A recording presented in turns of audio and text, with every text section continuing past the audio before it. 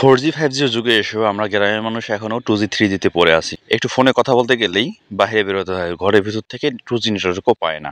আসসালামু আলাইকুম রহমতুল্লাহ। এখন গ্রামেও লেগেছে আধুনিকতার ছোঁয়া। এখন সবার ঘরে ঘরে চলে যাচ্ছে ওয়াইফাই ইন্টারনেট কানেকশন, যেখানে এখন ফোনে কথা বলতে গেলে ঘরের ভিতর থেকে কথা বলা সম্ভব হয় না, কারণ ঘরে নেটওয়ার্ক পায় না। ঘরের বাইরে আসলেই একটু নেটওয়ার্ক পায়, তখন আমরা সেখান থেকে কথা বলতে হয়। আর যদি আমরা ফোনে ইন্টারনেট চালাতে যাই সেক্ষেত্রে তো খুবই দুশ্চিন্তাকর অবস্থা, কারণ ঘরে যেহেতু 2G পায় না, সেক্ষেত্রে ইন্টারনেট চালানোটা দুঃসাধ্য ব্যাপার।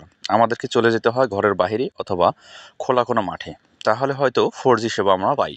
তবে গ্রামে ইন্টারনেট সংযোগ নেওয়াটাই একটু কষ্টকর, কারণ শহরের মতো সব ফ্ল্যাটের আশেপাশে অ্যাভেলেবল স্থল থাকে না, সংযোগ পয়েন্ট থাকে না, যার কারণে দেখা যায় যে আমাদের গ্রামে অনেক দূরে দূরে বাড়ি হয় এবং সংযোগগুলো অনেক দূর থেকে নিতে হয়। যখন আমরা এখন এই যে আমাদের বাড়িতে সংযোগ নিচ্ছি, সেক্ষেত্রে প্রায় আমাদেরকে 111 মিটার তার একটা পিলার থেকে টেনে নেওয়া লাগছে। এই 111 মিটার তার কিন্তু তাদের কাছ থেকে কিনে নিতে হয়েছে, কারণ গ্রামাঞ্চলে সংযোগ খুব কম। আমাদের একটা গ্রামে হয়তো 5-7টা রাউটার লাগবে।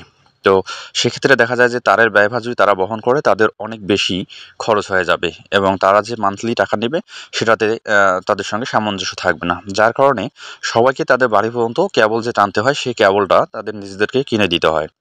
তো যাই হোক, অনেক ভিডিও আমি করতে পারি নাই তারপরে ওরা সন্ধ্যাবেলা এসে আমাদেরকে রাউটার সেট আপ করে দিতে যায় এবং আমরা ওয়াইফাই অন্তর্ভুক্ত হয়ে যাই।